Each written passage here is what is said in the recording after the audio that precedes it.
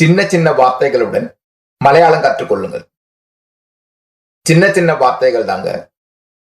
பெரிய பெரிய வார்த்தைகளுடன் கஷ்டப்பட்டு மலையாளம் கற்றுக்கொள்ள வேண்டிய தேவையில்லை. உங்களுக்கு தமிழ் தெரிந்தால் போதும். உங்களுக்கு தமிழ் தெரியும், அதனால் கஷ்டமே இல்லை. எளிதாக மலையாளம் கற்றுக்கொள்ளலாம். இப்போது ஆல் முடியும் சூத்திரத்துடன் ஸ்போக்கன் மலையாளம். எந்த சூத்திரம்ங்க? ஆல் முடியும் சூத்திரம். இந்த சூத்திரத்தை பத்தி விவரமாக பிறகு பார்க்கலாம். ஓகேயா? அடுத்த பக்கத்திற்கு போகலாமா? ஓகே, நெக்ஸ்ட் பேஜுக்கு போகலாமா? செய்ய முடிகிற வேலைகளை மலையாளத்தில் சொல்வது எப்படி? செய்ய முடிகிற வேலைகளை மலையாளத்தில் எப்படி சொல்வது? நம்மால் எல்லா வேலைகளையும் செய்ய முடியாது. சில வேலைகளை மட்டும்தான் செய்ய முடியும். சில வேலைகள் நம்மால் செய்ய இயலாது. ஆனால் இப்போது நம்மால் செய்ய முடிகிற வேலைகள் மலையாளத்தில் எப்படி சொல்ல வேண்டும் என்பதை சூத்திரம் வாயிலாக காட்டுறேன். ஓகே, நெக்ஸ்ட் பேஜுக்கு போகலாமா? ஆல் முடியும் சூத்திரம்.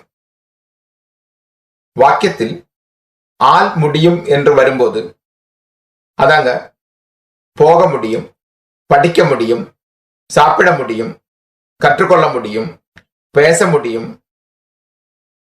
நடக்க முடியும், ஓட முடியும், இவை போன்ற அர்த்தங்கள் வரும் வார்த்தைகள் வரும்போது கழியும் எனும் வார்த்தையை உபயோகிக்க வேண்டும். ஓகே, நெக்ஸ்ட் பேஜுக்கு போகலாமா?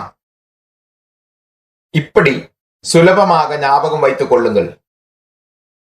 போ என்றால் மலையாளத்தில் போகுக. படி என்றால் மலையாளத்தில் வாய்க்குக. கற்றுக்கொள் என்றால் மலையாளத்தில் படிக்குக. பாடு என்றால் மலையாளத்தில் பாடுக. பேசு என்றால் மலையாளத்தில் சம்சாரிக்குக. இங்கே இருக்கின்ற சார்ட் கவனமாக பாருங்கள். போகுக பிளஸ் கழியும் என்றால் போகான் கழியும். வாய்க்குக பிளஸ் கழியும் என்றால் வாய்க்கான் கழியும். படிக்குக பிளஸ் கழியும் என்றால் படிக்கான் கழியும். பாடுக பிளஸ் கழியும் என்றால் பாடான் கழியும். சம்சாரிக்குக பிளஸ் கழியும் என்றால் சம்சாரிக்கான் கழியும். போகான் கழியும் என்றால் தமிழில் போக முடியும். வாய்க்கான் கழியும் என்றால் தமிழில் படிக்க முடியும். படிக்கான் கழியும் என்றால் தமிழில் கற்றுக்கொள்ள முடியும். பாடான் கழியும் என்றால் தமிழில் பாட முடியும். சம்சாரிக்கான் கழியும் என்றால் தமிழில் பேச முடியும். இப்போது விவரங்களை கூர்த்து பாருங்கள். எனக்கு போகான் கழியும் என்றால் தமிழில் என்னால் போக முடியும். எனக்கு வாய்க்கான் கழியும் என்றால் தமிழில் என்னால் படிக்க முடியும். எனக்கு படிக்கான் கழியும் என்றால் தமிழில் என்னால் கற்றுக்கொள்ள முடியும். எனக்கு பாடான் கழியும் என்றால் தமிழில் என்னால் பாட முடியும். எனக்கு சம்சாரிக்கான் கழியும் என்றால் தமிழில் என்னால் பேச முடியும். எனக்கு என்றால் என்னால், கழியும் என்றால் முடியும். இங்கே இருக்கின்ற வாக்கியத்தை கவனமாக பாருங்கள். என்னால் போக முடியும் என்றால் எனக்கு போகான் கழியும். என்னால் என்றால் எனக்கே. போ என்றால் போகுக. முடியும் என்றால் கழியும். என்னால் போக முடியும் என்றால் எனக்கு போகான் கழியும். ஓகே, நெக்ஸ்ட் பேஜுக்கு போகலாமா? தமிழில் மலையாளத்தில் இங்க மொத்தம் எவ்வளவு வாக்கியங்கள் உள்ளன? 5 வாக்கியங்கள். அவை என்ன? என்னால் போக முடியும், என்னால் படிக்க முடியும், என்னால் கற்றுக்கொள்ள முடியும், என்னால் பாட முடியும், என்னால் பேச முடியும். என்னால் என்றால் எனக்கு. என்னால் போக முடியும் என்றால் மலையாளத்தில் എനിക്ക് പോകാൻ കഴിയും. എന്നാൽ പഠിക്ക മുടിയും എന്നാൽ മലയാളത്തിൽ എനിക്ക് വായിക്കാൻ കഴിയും. എന്നാൽ കற்றுക്കൊള്ള മുടിയും എന്നാൽ മലയാളത്തിൽ എനിക്ക് പഠിക്കാൻ കഴിയും. എന്നാൽ പാട മുടിയും എന്നാൽ മലയാളത്തിൽ എനിക്ക് പാടാൻ കഴിയും.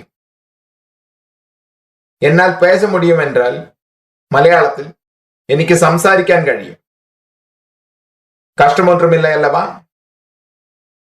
சுலபமாக தான் இருக்கின்றன அல்லவா?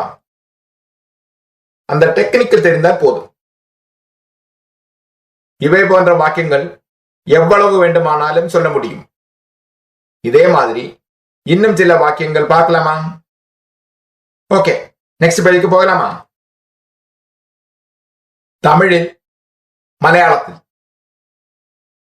இங்க மொத்தம் எவ்வளவு வாக்கியங்கள் உள்ளன? 5 வாக்கியங்கள் உள்ளன.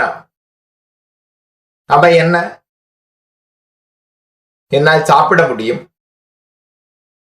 என்னால் பார்க்க முடியும், என்னால் கட்ட முடியும், என்னால் எழுத முடியும், என்னால் நடக்க முடியும். என்னால் என்றால் எனக்கு, முடியும் என்றால் കഴിയും. എന്നാൽ சாப்பிட முடியும் என்றால் மலையாளத்தில் എനിക്ക് കഴിക്കാൻ കഴിയും. എന്നാൽ பார்க்க முடியும் என்றால் மலையாளத்தில் എനിക്ക് കാണാൻ കഴിയും. എന്നാൽ கட்ட முடியும் என்றால் மலையாளத்தில் എനിക്ക് கட்டாൻ കഴിയും. എന്നാൽ எழுத முடியும் என்றால் மலையாளத்தில் എനിക്ക് എഴുതാൻ കഴിയും. എന്നാൽ നടக்க முடியும் என்றால் மலையாளத்தில் എനിക്ക് നടക്കാൻ കഴിയും. എന്നാൽ ഓട முடியும் என்றால் മലയാളത്തിൽ എനിക്ക് ഓടാൻ കഴിയും. ഓക്കെ, നെക്സ്റ്റ് പേജിലേക്ക് പോകലാമാ? തമിഴിൽ മലയാളത്തിൽ இதுவரை என்னை பற்றி சொன்னோம். இப்போது நான், நாம், நீங்கள், அவன், அவள், அவர்கள் இவற்றை உபயோகித்து வாக்கியங்கள் சொல்லுவோம். இங்கே எத்தனை வாக்கியங்கள் இருக்கின்றன? 6 வாக்கியங்கள் உள்ளன. அவை என்ன? என்னால் போக முடியும், நாங்கள் போக முடியும், உங்களால் போக முடியும், அவனால் போக முடியும், அவளால் போக முடியும், அவர்களால் போக முடியும். இங்குள்ள வாக்கியங்களை நன்றாக கவனியுங்கள்.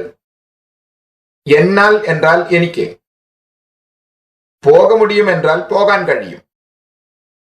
என்னால் போக முடியும் என்றால் എനിക്ക് போகான் കഴിയും.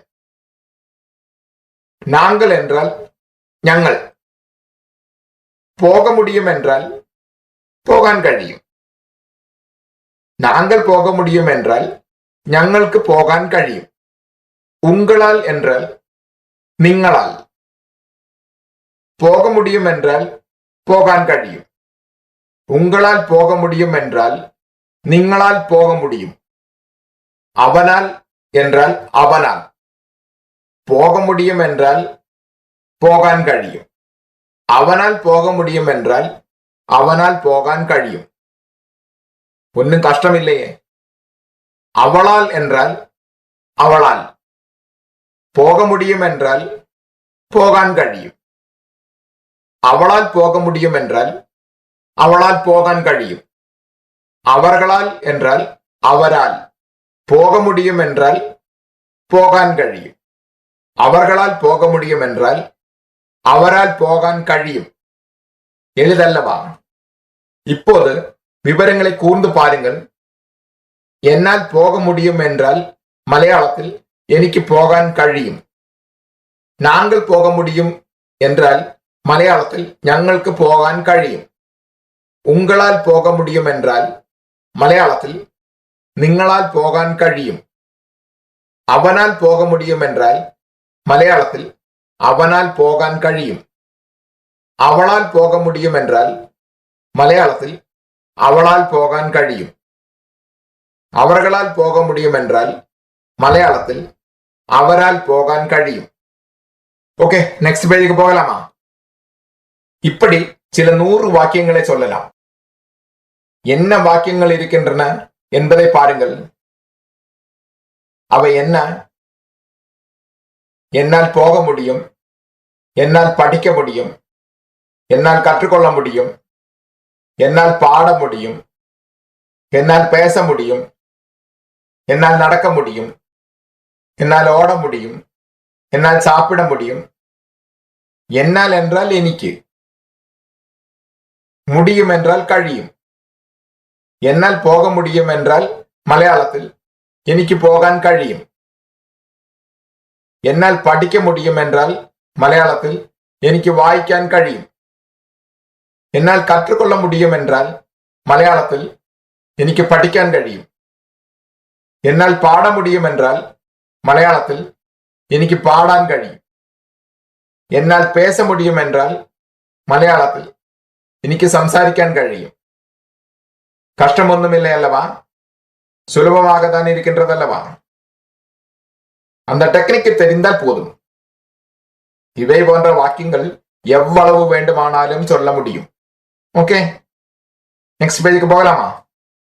ஹாய் ஃப்ரெண்ட்ஸ், இப்போது நீங்கள் கழியும் சூத்திரத்துடன் அதன் உதவியால் மலையாளத்தில் வாக்கியம் சொல்வது எப்படி என்று கற்றுக்கொண்டீர்கள். அதே போலவே கழியும் சூத்திரம் வாயிலாக மலையாளத்தில் எப்படிப்பட்ட வாக்கியமானாலும் எவ்வளவு வாக்கியங்களானாலும் நன்றாக 100% பேச உங்களால் முடியும் என்று நான் நம்புகிறேன். சின்ன சின்ன வாக்கியங்களானாலும் பெரிய பெரிய வாக்கியங்களானாலும் எவ்வளவு இருந்தாலும் இந்த கழியும் சூத்திரம் மூலம் உங்களுக்கு தெரிந்த எத்தனையோ வாக்கியங்களை பேசுங்கள்.